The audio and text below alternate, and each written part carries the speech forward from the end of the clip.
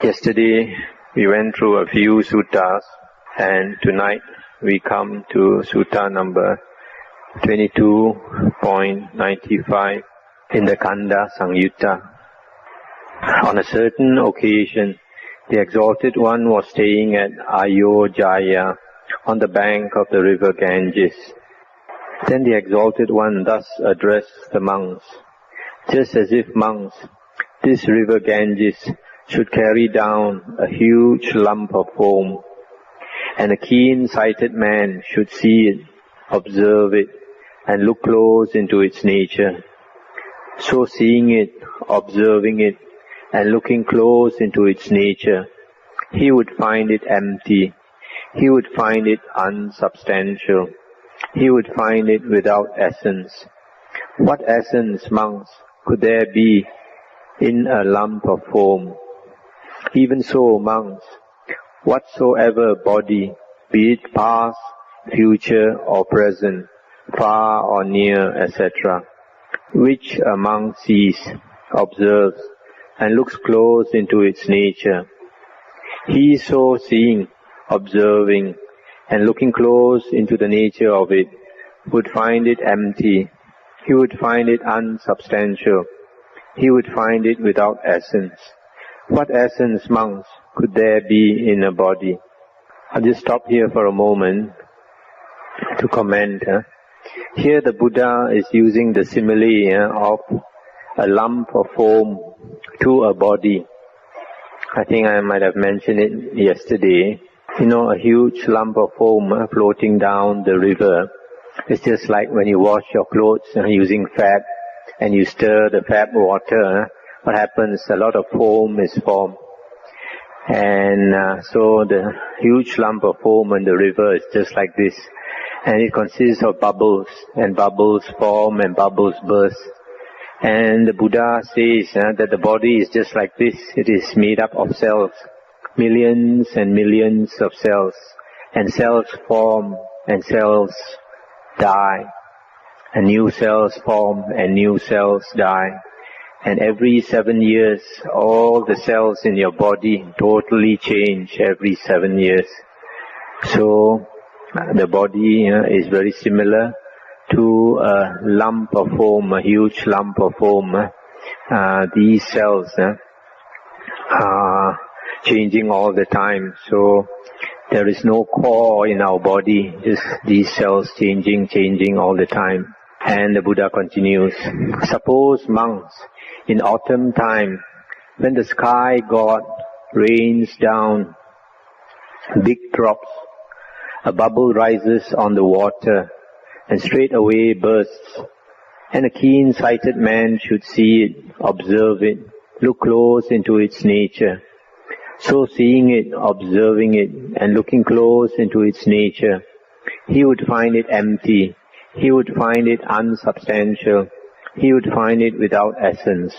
What essence, monks, could there be in a bubble on the water?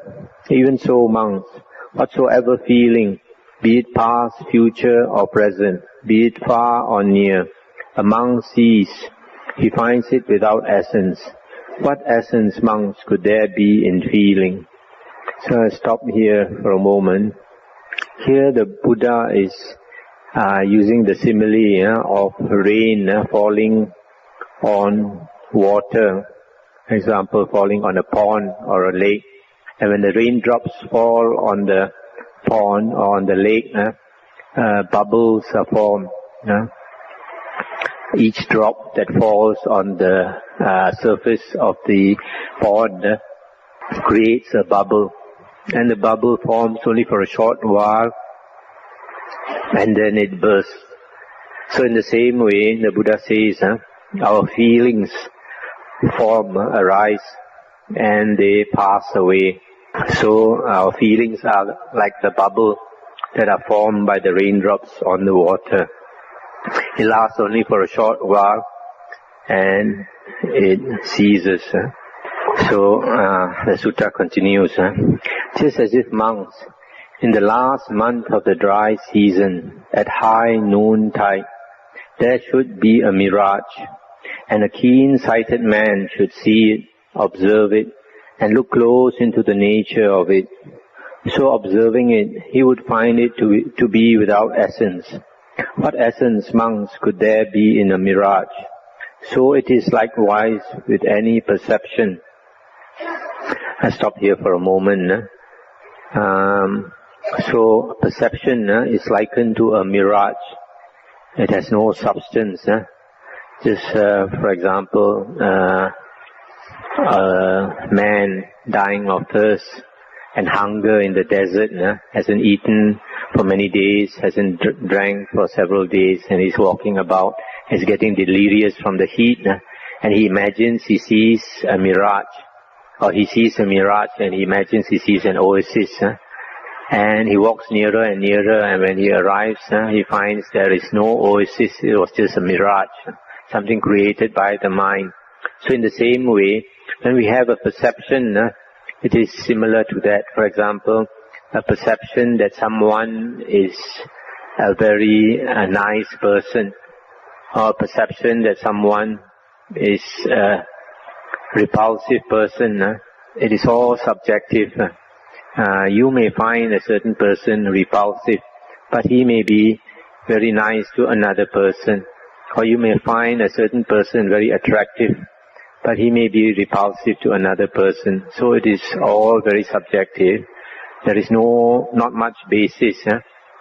There is no real essence in your perception. And the Buddha continues, again, monks, suppose a man should roam about in need of hardwood, searching for hardwood, looking for hardwood, and taking a sharp axe should enter a forest. There he sees a mighty plantain trunk or banana plant, straight up, new grown, of towering height. He cuts it down at the root. Having cut it down at the root, he chops it off at the top. Having done so, he peels off the outer skin. When he peels off the outer skin, he finds no pith inside, much less does he find hard wood. Then suppose a keen-sighted man sees it, observes it, looks into the nature of it. So seeing and observing it, he would find it to be without essence. What essence, monks, could there be in a plantain trunk? Even so, monks, whatsoever volition there be, past, future, or present, far or near, a monk sees, he finds them without essence. What essence, monks, could there be in volition? I'll just stop here for a while. So here, volition or willpower is compared to a banana tree. When you cut a banana tree and you peel the layers, you find inside no pith, nothing substantial, nothing hard. So in the same way, the Buddha says when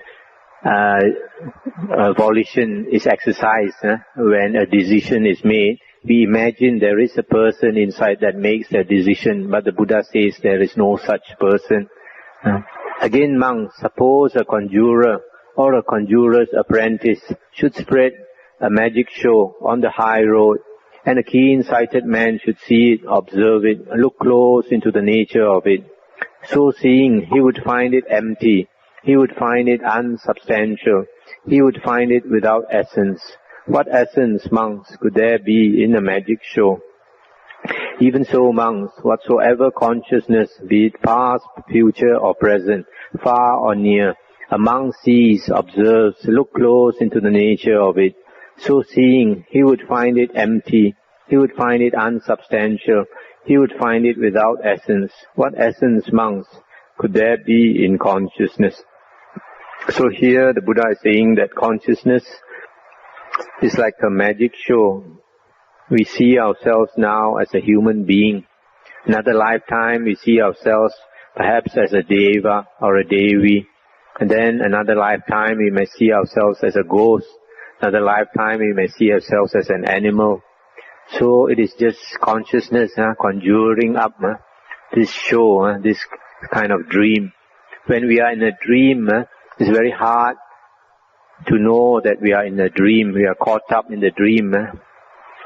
For example, I'm sure all of you sometimes you awake we wake up and we remember a nightmare we just had, and you remember when you were dreaming during that nightmare, you were frightened and you didn't know it was a dream. Only after you woke up, then you realized that it was a dream and there was nothing really to be excited about.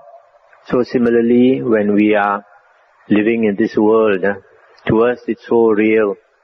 And according to the Buddha's teaching, one day when we wake up and become enlightened, then we realize it was just a dream, just like a magic show.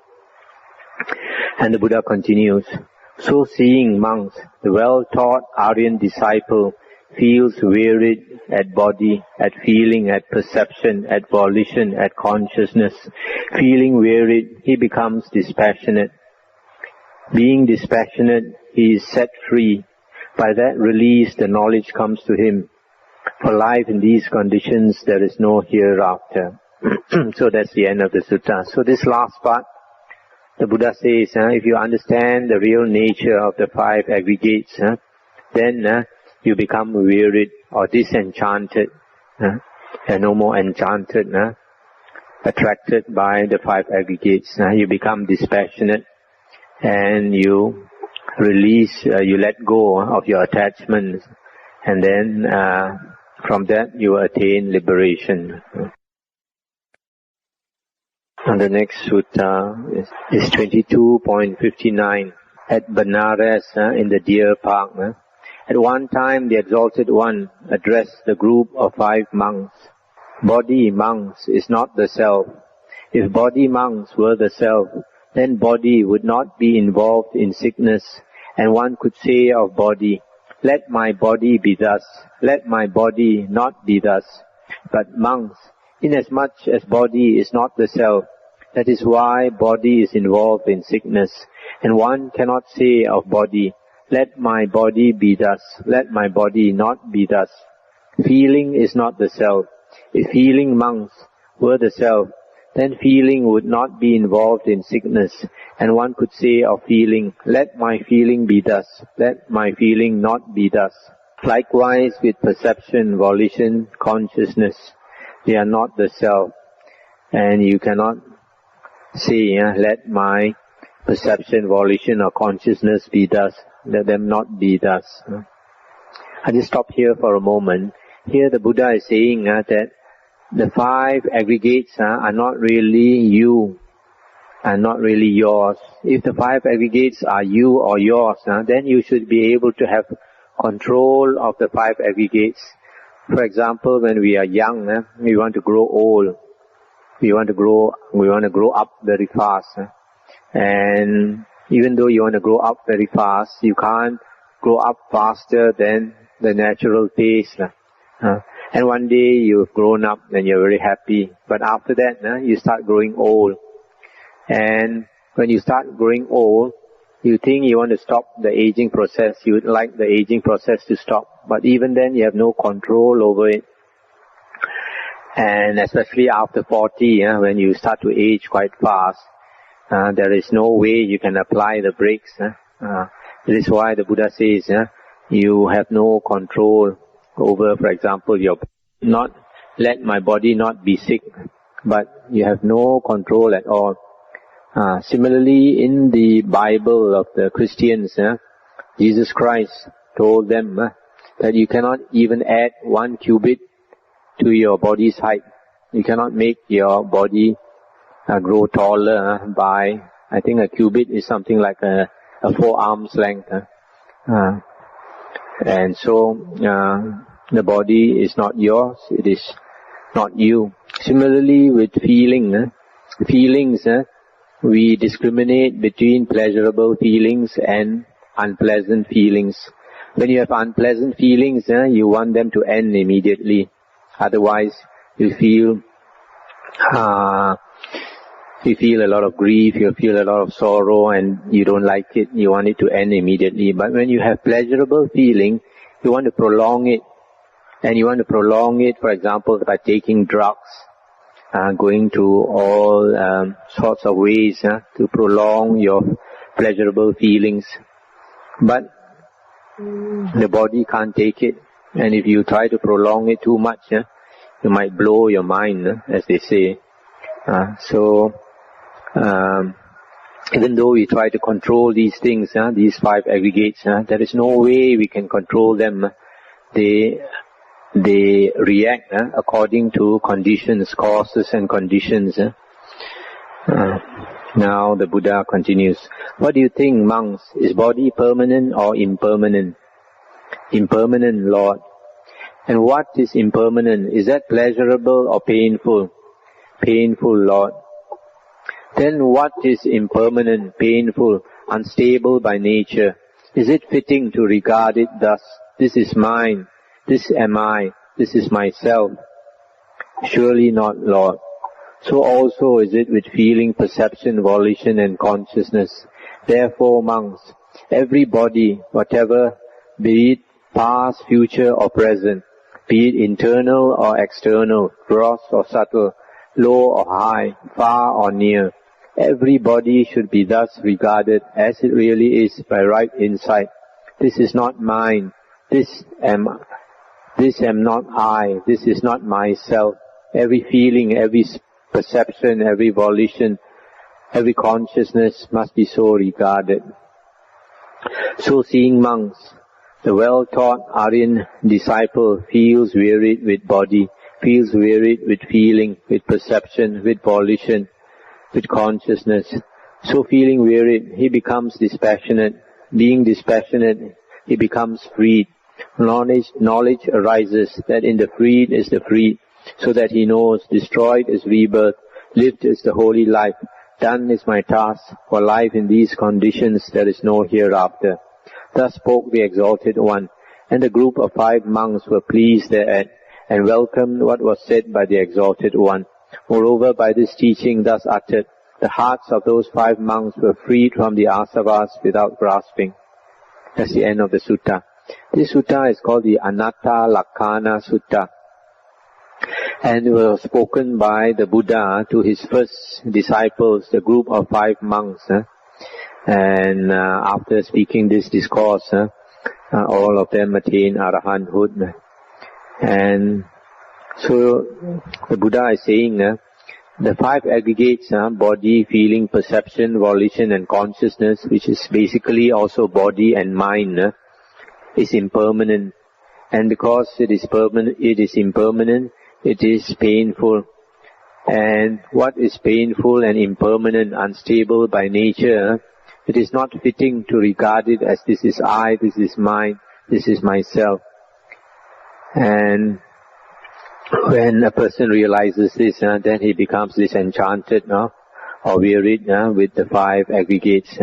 And following that, he becomes dispassionate.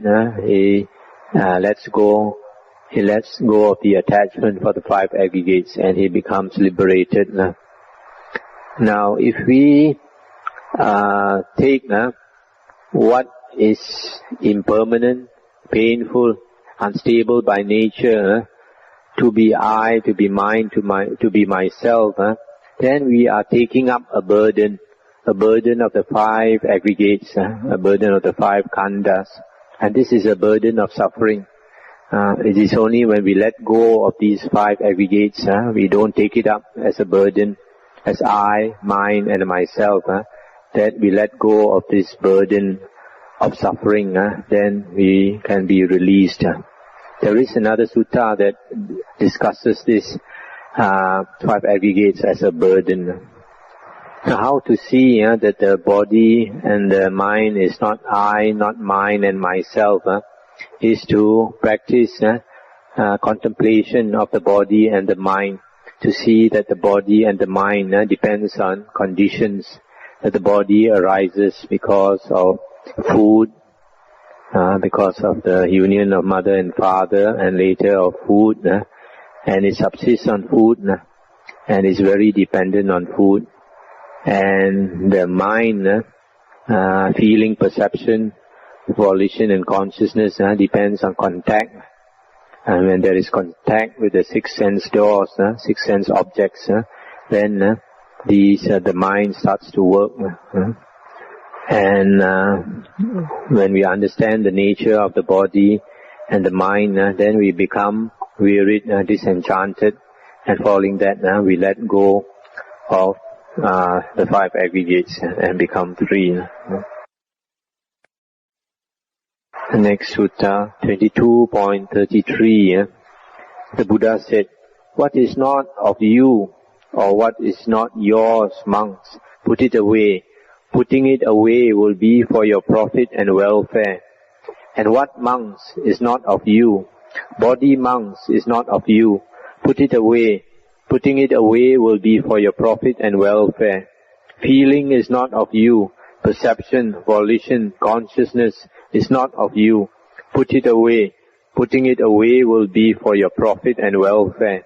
Just as if, monks, a man should gather, burn, or do what he please with all the grass, all the sticks, branches and stalks in this Jeta grove. Pray, would you say, this man is gathering us, burning us, doing what he please with us? Surely not, Lord. Why so? Because, Lord, this is not ourself, nor of the nature of self. Even so, monks, body is not of you. Put it away. Putting it away will be for your profit and welfare. Feeling is not of you. Perception, volition are not of you, nor consciousness. Put it away. Putting it away will be for your profit and welfare." That's the end of the sutta. This is quite an interesting sutta. Here the Buddha is saying that the 5 aggregates, body and mind, is not yours. It is not of you. Just like if a man were to gather together all the grass, sticks, branches, and burn it, you wouldn't say that this man is gathering us, burning us, doing what he please with us. So similarly with the body and mind, it has nothing to do with us, the Buddha is saying. This is quite a deep meaning here, saying that the body and the mind, which we take to be the self, here the Buddha is saying is not you. It's not even of you. Not anything to do with you. That is why earlier we read that the 5 aggregates are alien. Alien meaning like external to you. And what is you? In one of the suttas in the Digha Nikaya, the Buddha says that the Tathagata, this designates the Tathagata, Dhamma body, Dhammakaya, Brahma kaya, Brahma body, Dhamma Bhuta, Dhamma become, Brahma Bhuta, Brahma become. So, the Buddha is also saying that also is our nature inside us. The Dhamma body or the Brahma body. And this is quite interesting because it sounds a little bit similar to the Hindu teachings. And there is a sutta in the Anguttara Nikaya. But when I say Hindu teachings, I mean the recent Hindu teachings, because the Hindu teachings were very much affected by the Buddha's teachings. Before the Buddha was enlightened in India, the Hindu teachings were not quite similar to the Buddhist teachings. But after the Buddha was enlightened, then you find that the Buddha's teachings affected the Hindu teachings to the extent that the new Hindu teachings after the advent of the Buddha were very close, very similar to the Buddhist teachings. Things like the Advaita Vedanta. Now in the Anguttara Nikaya 6.38, there is an interesting sutta. A man came to see the Buddha and he said, he has this view. He says, there is no, he told the Buddha, he said, I have this view that there is no attakara, there is no parakara. Atta is self, kara is a doer. He says there is no self-doer or self-agent. There is no other doer, no other agent. It sounds as though he's saying there is no self, there is no other. And the Buddha told him, I've never heard this before. And the Buddha asked him, can you step forward? And he said, yes, I can step forward. And the Buddha asked him, can you step backward? And he said, yes, I can step backward. And the Buddha said, if you can step forward and you can step backward, how come you say there's no self-doer, no other doer? And the Buddha said, do you have initiative to do this and to do that? And he said, yes. And the Buddha said, if you have initiative to do this and to do that, how can you say there is no self-doer, no other doer? So this is quite an interesting sutta. So from this, perhaps the word anatta might be more accurate, more accurately translated as not self, not self. Because the Buddha is saying things like the body and the mind is external, alien, is not of you. So these some of these suttas, the meaning is quite deep, and sometimes when we try to see the meaning of it, sometimes it's quite risky, and sometimes we can get into arguments. So it is best that we don't say too much, and we think about what the Buddha has taught, and we contemplate on it, and we come to our own conclusion. Because the Buddha, in one of the suttas we read yesterday, I think we didn't read yesterday, but there's another sutta where the Venerable Sariputta said that concerning the ultimate state, he said, don't say that something exists and don't say that nothing exists. If you say that something exists or nothing exists, then you create difficulty where there should be none. Sometimes some of these more deep things we have to practice, and we come to our own conclusion. If we start giving our opinion, sometimes there we come into arguments with others. But anyway, concerning this, the best guidance we have for all this is the Buddha's words, the Buddha's words in the suttas.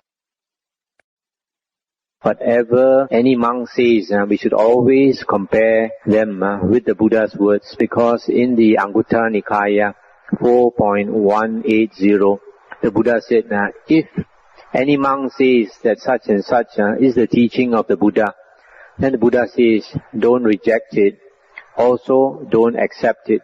Without rejecting it, without accepting it, you compare what he says to be the Buddha's words with the suttas and the Vinaya. And if you find that it agrees with the suttas and the Vinaya, then you can accept his words as the Buddha's teachings. But if it contradicts the suttas and the Vinaya, then you should not accept it, you should reject it. So that is the basis for which we judge whether such and such is the Buddha's teachings. We compare it with the suttas and the Vinaya.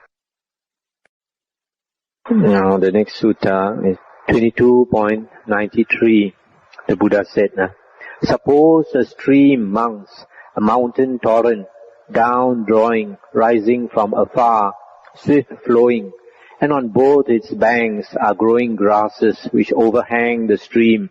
Kusa grass there might be that overhangs, reeds and creepers and overhanging shrubs. And a man is swept away by that stream, and clutches at the grasses, but they might break away, and owing to that he might come by his destruction.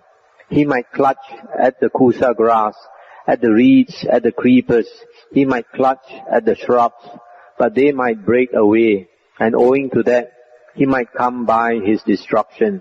Even so, monks, the untaught, ordinary folk, regard the body as the self, or the body as belonging to self, or the body as being in the self, or the self as being in the body. Then body breaks away, and owing to that, they come by their destruction. So too with feeling, perception, volition and consciousness. And these break away, owing to that, they come by their destruction.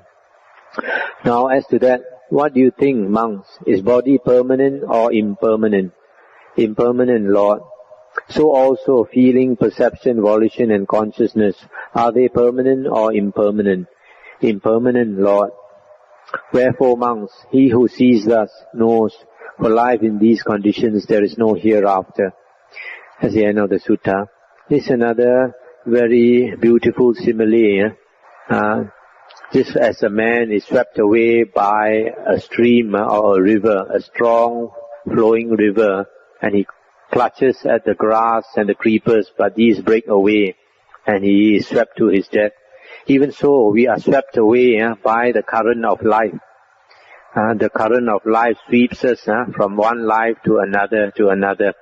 And as long as we clutch to the body, we clutch to the body and we clutch to the mind as I, as mine, as myself. But the body and the mind is impermanent, unstable by nature. And because they are unstable by nature, they change, they break, they are not stable. So even if we cling to that, it's no use. It will come to be destroyed. And so we are swept away by the current of life. And we turn and turn in the round of rebirths because we are holding on to our body and to our mind. It's only when we let go of our body and our mind and we hold to something which is not impermanent, something which is not unstable by nature. Now what is that? That is what the Buddha calls the uncreated, the unconditioned, the unborn. So it is only if we realize this nature inside us that there is salvation from being swept away by the current of life.